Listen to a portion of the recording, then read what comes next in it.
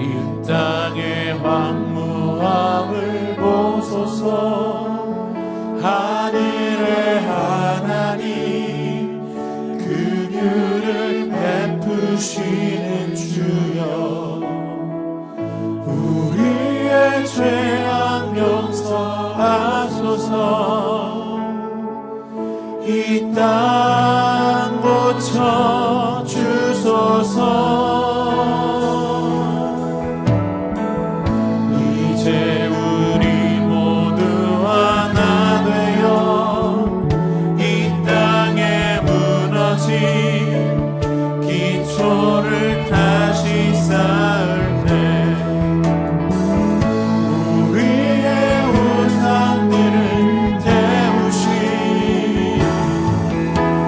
성령의 불 임하소서.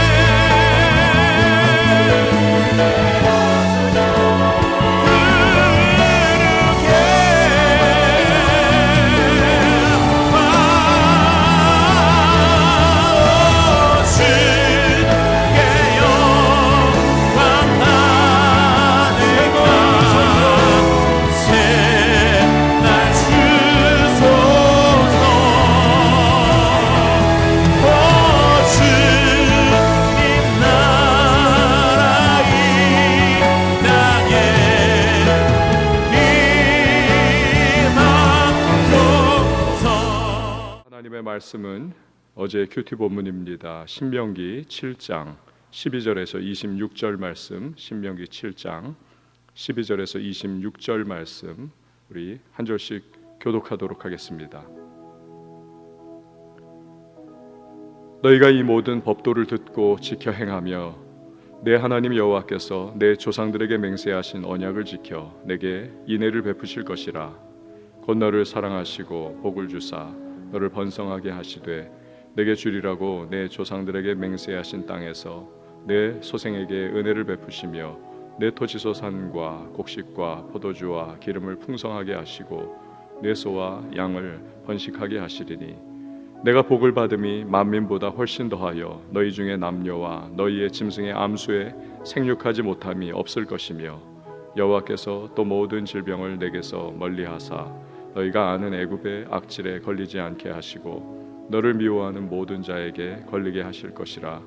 내 하나님 여호와께서 내게 넘겨주신 모든 민족을 내 눈이 긍휼히 여기지 말고 진멸하며 그들의 신을 섬기지 말라. 그것이 내게 올무가 되리라. 내가 혹시 심중에 이르기를 이 민족들이 나보다 많으니 내가 어찌 그를 쫓아낼 수 있으리요 하리라마는 그들을 두려워하지 말고 내 하나님 여호와께서 바로와 온 애굽에 행하신 것을 잘 기억하되 내 하나님 여호와께서 너를 인도하여 내실 때에 내가 본 큰 시험과 이적과 기사와 강한 손과 편파를 기억하라. 내 하나님 여호와께서 내가 두려워하는 모든 민족에게 그와 같이 행하실 것이요 내 하나님 여호와께서 또 왕벌을 그들 중에 보내어 그들의 남은 자와 너를 피하여 숨은 자를 멸하시리니 너는 그들을 두려워하지 말라.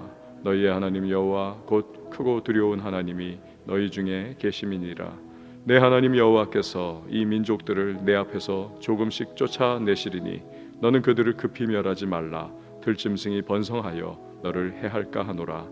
내 하나님 여호와께서 그들을 내게 넘기시고 그들을 크게 혼란하게 하여 마침내 진멸하시고 그들의 왕들을 내 손에 넘기시리니 너는 그들의 이름을 천하에서 제하여 버리라. 너를 당할 자가 없이 내가 마침내 그들을 진멸하리라. 너는 그들이 조각한 신상들을 불사르고 그것에 입힌 은이나 금을 탐하지 말며 취하지 말라. 내가 그것으로 말미암아 올무에 걸릴까 하노니 이는 내 하나님 여호와께서 가증히 여기시는 것임이니라. 함께요. 너는 가증한 것을 내 집에 들이지 말라. 너도 그것과 같이 진멸당할까 하노라. 너는 그것을 멀리하며 심히 미워하라. 그것은 진멸당할 것임이니라. 아멘. 오늘도 우리를 주님의 전을 향하는 마음 주셔서 깨우시고 또 기도의 자리에 동참케 하시니 감사합니다. 우리가 주님과 함께 복된 하루를 시작할 때에 주께서 예비하신 은혜로서 우리를 동행해 주시고 앞길 가운데에 하나님의 선한 손길로 인도해 주실 줄 믿습니다. 걱정과 답답함과 근심, 염려들, 그 모든 기도의 제목들을 주님 앞에 간구하며 아뢰을 때에 우리의 심령 속에 주의 평강 임하도록 은혜 베풀어 주실 줄 믿습니다. 오늘 하루의 모든 삶의 순간순간마다 나는 하나님의 은혜로 산다 고백하는 우리 모두 되게 하시고 다른 어떤 것보다도 바로 그 은혜가 우리를 살리고 가장 귀한 것임을 체험하는 이 하루가 되게 하여 주시옵소서. 기도 가운데에 성령의 충만함을 더하시고 우리 하나님 아버지께서 권능의 능력의 손으로 붙들어 주셔서 기도 속에서 문제의 해답을 발견하고 또한 인생의 문이 활짝 열림을 체험하며 오늘 이 하루의 모든 삶 넉넉하게 달려가는 주님의 백성들이 되게 하여 주시옵소서. 꿈을 발견하게 하시고 비전을 찾게 하시고 우리의 삶의 모든 난제들을 뚫고 나가며 돌파하는 주님의 백성들이 되게 하여 주시옵소서. 부모님들의 기도가 자녀의 평생에 복이 되게 하시고 그 기도로 말미암아 가정과 일터의 현장과 교회와 시대와 나라와 민족, 열방이 살아나는 귀한 역사가 나타나게 하여 주시옵소서. 말씀을 상고합니다. 말씀 속에서 하나님의 세미한 음성을 듣게 하시고 붙잡고 기도할 때에 하늘문 열려지는 놀라운 은총을 이 시간에도 체험케 하여 주시옵소서. 드린 귀한 예물들이 있습니다. 간구의 소망을 담아 봉헌하오니 주여 연락하여 주시고 하늘의 신령한 은혜와 땅에 기름진 복을 더하시고 거룩한 부자의 삶을 살며 주님의 나라와 의를 위하여 헌신하는 청지기 역할들을 잘 감당케 하여 주옵소서.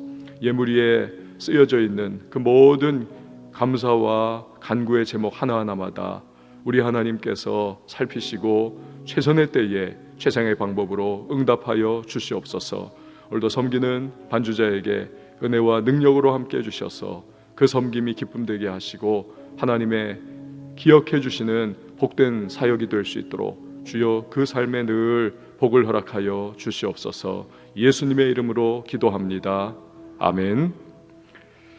여러분, 하나님은 긍휼과 자비의 하나님이십니다. 죄인들에게도 그렇죠. 우리 하나님께서는 그런데 왜 그 자비와 긍휼이 가득하신 분이심에도 불구하고 가나안의 7 족속에게는 그렇게도 어떻게 보면 참 냉정하다라고 그렇게 우리가 표현할 수도 있을 정도로 왜 완전히 진멸하라고 하셨을까요? 냉정을 뛰어넘어서 야, 하나님이 너무하시다, 우리 그렇게 생각할 수도 있지 않겠습니까? 도대체 정복 전쟁의 의미는 과연 무엇이기에 그렇습니까? 첫 번째로 하나님의 공의의 실현 때문에 그렇습니다. 공의의 실현. 고대 전쟁에서 이긴 나라는 패한 나라의 사람들을 노예 등으로 부리면서 노동력을 확보하는 것이 관례였습니다. 그래서 많이 그 전쟁을 할 수 있는 전투력을 지닌 남자들은 죽이지만 여자나 아이들은 살려놓는 것이 관례였습니다. 하지만 가나안의 7 족속은 죄와 음란이 너무나 관영한 상태였습니다. 그 죄와 음란의 부패함이 하늘에 닿는 그러한 상황이었던 거죠. 하나님께서는 이스라엘을 통해서 심판의 대리자로서의 역할을 하도록 하셨던 것입니다. 두 번째로는 여호와 신앙의 유일성을 알리기 위해서인 것입니다. 정복자들은 유화 정책의 일환으로서 피정복민의 종교를 어느 정도는 허용했었습니다. 하지만 하나님은 온 우주의 유일하신 하나님이심을 강조하는 것입니다. 그로 인해서 사람들이 구원 얻을 수 있도록 그 진정한 구원의 길을 발견하도록 알려주도록 하는 것이 하나님의 뜻인 것입니다. 세 번째로는 선민 이스라엘의 성결을 강조하기 위해서입니다. 정복민은 피정복민을 쉽게 다스리기 위해서 많은 경우에 서로 간의 혼인을 장려 또는 허용을 했었습니다. 그러면 피가 섞여버리지 않습니까? 독립의식이 여러분 이제는 다 사라지는 것입니다. 반발심도 사라지는 것입니다. 하지만 하나님은 이스라엘의 거룩성과 성민으로서의 정체성이 훼손되는 것을 용인하지 않으십니다. 신정국가를 건설해서 결과적으로 온 세상을 위한 제사장 국가가 되도록 하기 위함인 것입니다. 이상의 세 가지 이유로 인해서 하나님은 7가지의 이 가나안 족속을 정복 전쟁을 통해서 철저하게 절멸시키라 말씀을 하신 것입니다. 그렇지 않을 경우에 제사장 국가가 되어야 할 이스라엘이 타락합니다. 열방을 위한 구원의 계획이 결국 막혀버리기 때문인 것입니다. 오늘 본문에서도 하나님은 또다시 같은 내용을 반복하고 계십니다. 16절 말씀을 한번 보시기 바랍니다. 16절입니다. 내 하나님 여호와께서 내게 넘겨주신 모든 민족을 내 눈이 긍휼히 여기지 말고 진멸하며 그들의 신을 섬기지 말라. 그것이 내게 올무가 되리라. 절멸시키라, 진멸시키라, 긍휼히 여기지 말라는 것입니다. 문제는 사람의 약한 마음이 문제인 것입니다. 그 다음 절인 17절 말씀을 보시기를 바랍니다. 내가 혹시 심중에 이르기를 이 민족들이 나보다 많으니 내가 어찌 그를 쫓아낼 수 있으리요 하리려마는 만물보다 심히 부패한 것이 사람의 마음입니다. 게다가 사람은 눈에 보이는 것에 휘둘리기가 십상입니다. 38년 전에 이스라엘 1세대들은 10명의 정탐꾼의 부정적인 보고에 휘둘렸습니다. 에스골 골짜기에 엄청나게 큰 포도송이 두 사람이 작대기에 꿰어서 짊어져야만 할 그러한 큰 포도송이 등을 보는 거지요. 또 안악자손의 장대한 체격에 관해서 정탐꾼들이 하는 말을 들으니까 전투 의지가 완전히 꺾여버리는 것입니다. 가족의 앞날에 대한 걱정과 두려움이 몰려옵니다. 결국 애굽을 떠나온 것에 대해서 후회가 막급합니다.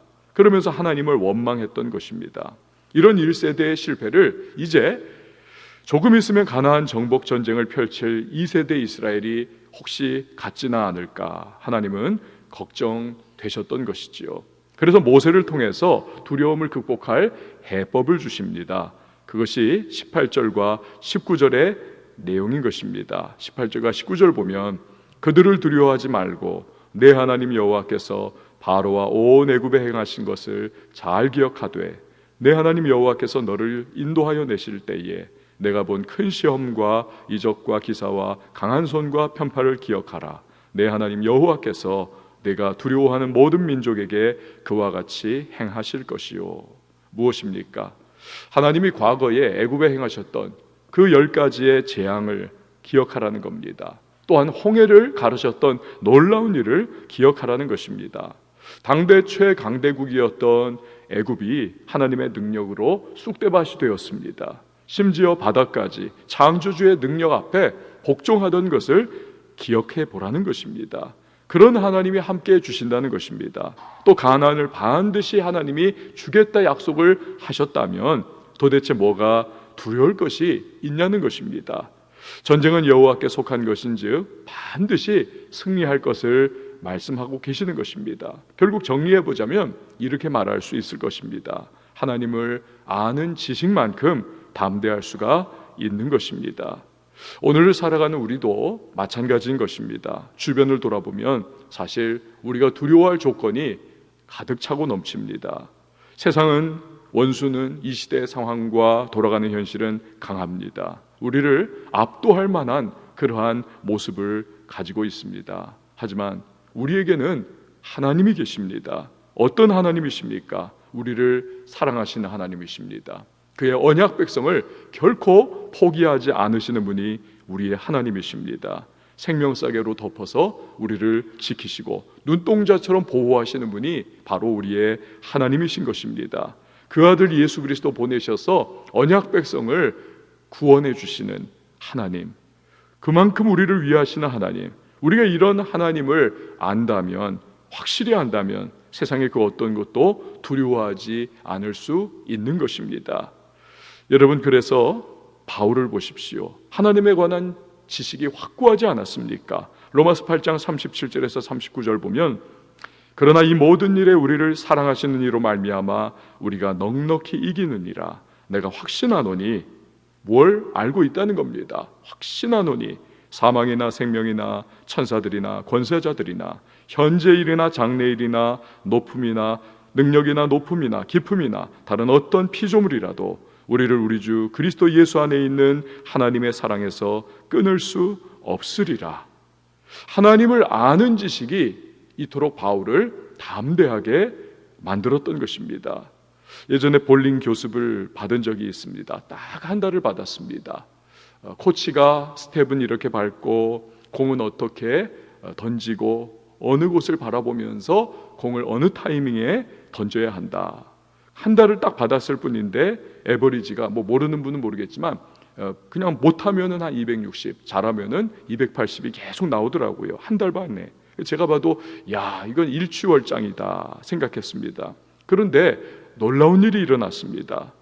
배우다가 바빠서 그냥 한 달 딱 배우고는 이제는 더 이상 배우지를 못했을 때입니다. 몇 달이 지났습니다.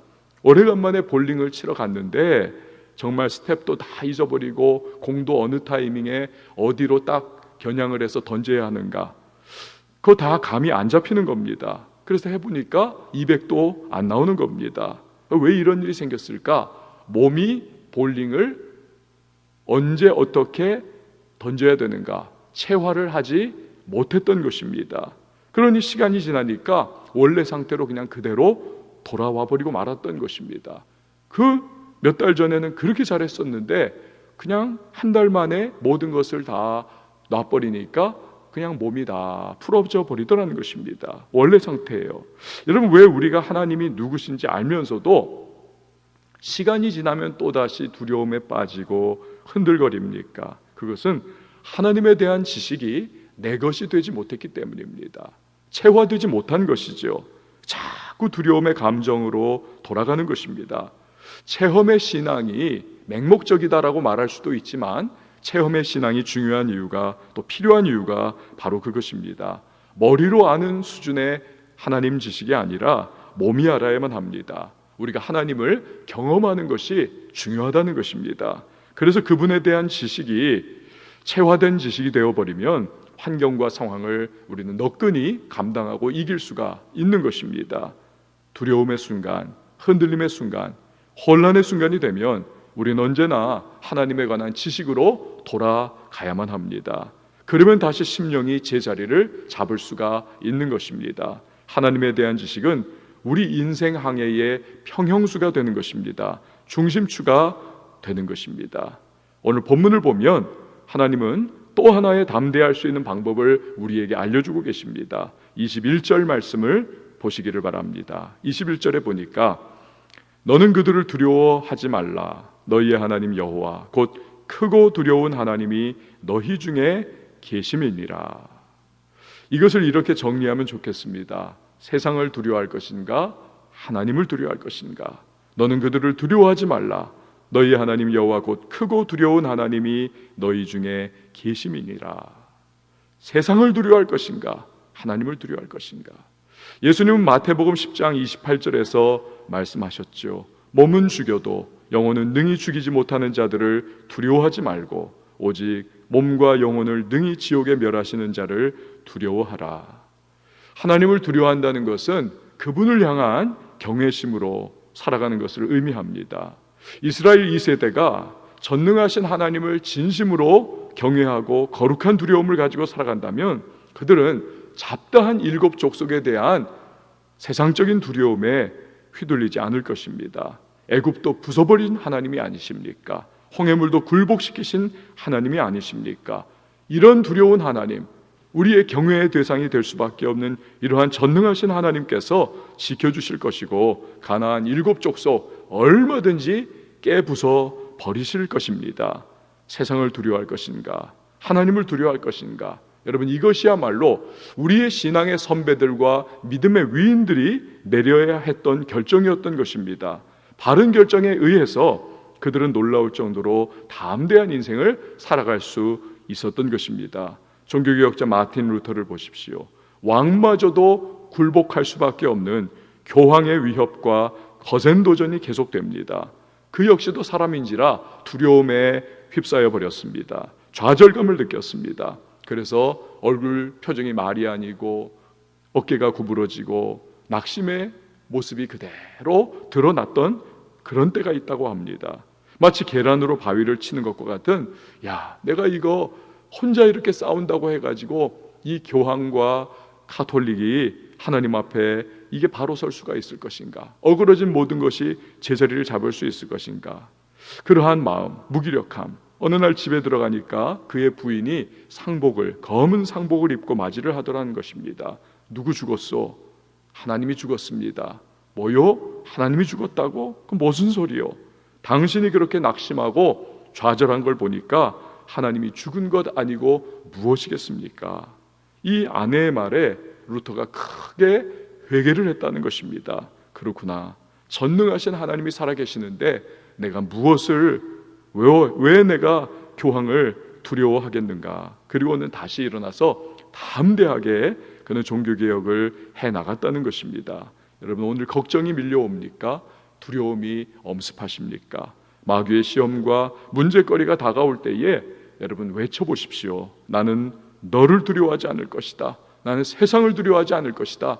나는 오직 하나님만을 두려워할 것이다. 이 전능하신 하나님께서 나를 붙잡아 주시고 나를 그 권능의 능력의 손으로 붙잡아 주실 것이고 나를 인도하며 나를 대신하여 하나님이 싸워 주실 것이다. 여러분, 담대한 용기가 그때의 심령에 다시 가득 채워질 것입니다. 우리의 기도 시간마저도 그 고백이 있어야만 할 겁니다. 주님, 나는 세상을 두려워하지 않겠습니다. 주님을 두려워하겠습니다.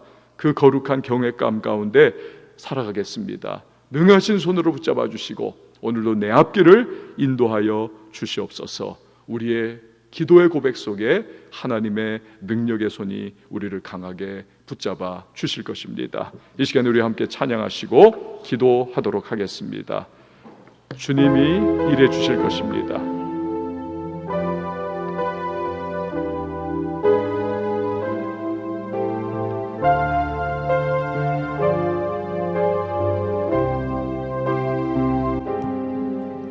날이 저물어 갈 때 빈들에서 걸을 때 그때가 하나님의 때 내 힘으로 안 될 때 내 힘으로 안 될 때 빈손으로 걸을 때 내가 고백해 여호와 이래 주가 일하시네. 주가 일하시네 주가 일하시네 주께 아끼지 않는 자에게 주가 일하시네 주가 일하시네 신뢰하며 걷는 자에게 우리 모인 이곳에 주님 함께 계시네 누리네 아버지 은혜 적은 떡과 물고기 내 모든 걸 드릴 때 모두 고백해 여호와 이래 주가 일하시네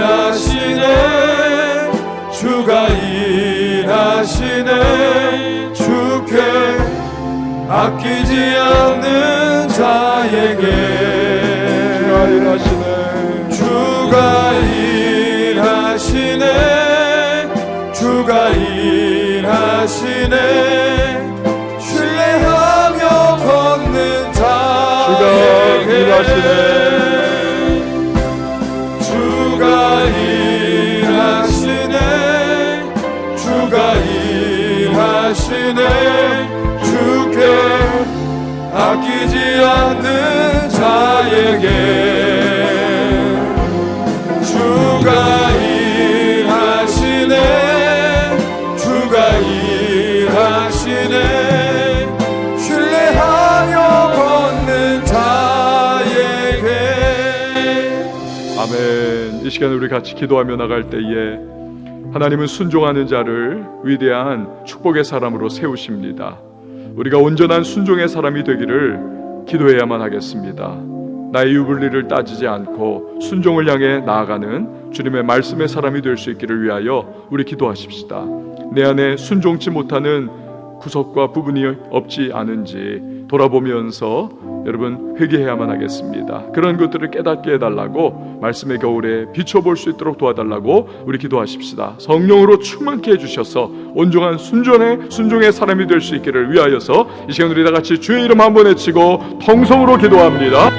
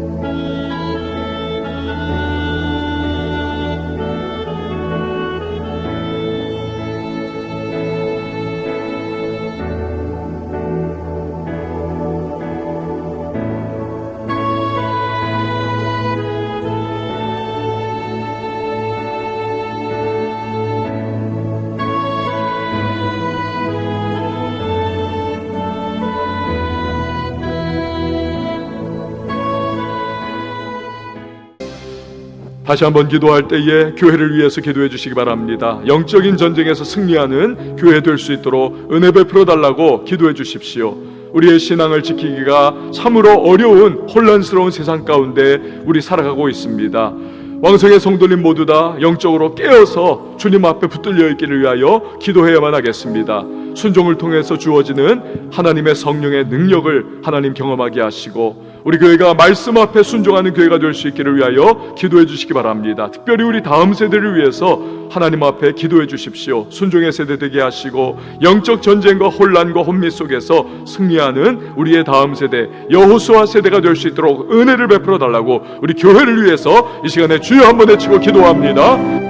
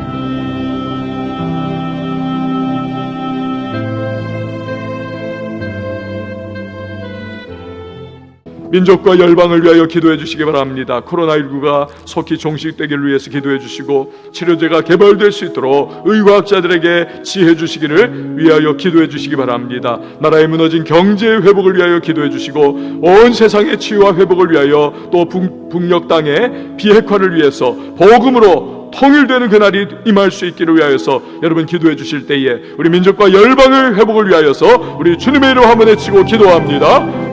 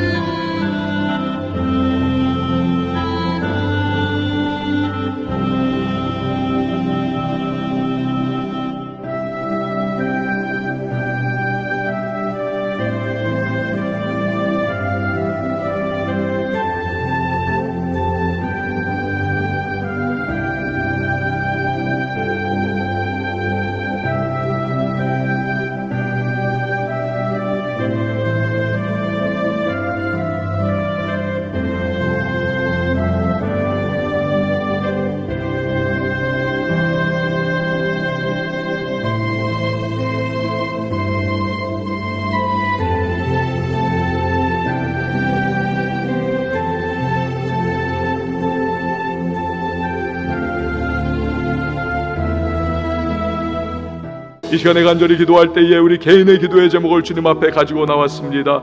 주님 앞에 고백합니다. 작은 낱낱이 기도 하나도 들으시고 응답의 놀라운 은혜를 베푸신 하나님 앞에 이 시간 우리 다 같이 두 손을 높이 들고 주님의 이름 세 번 외치고 자유하게 통성으로 기도합니다.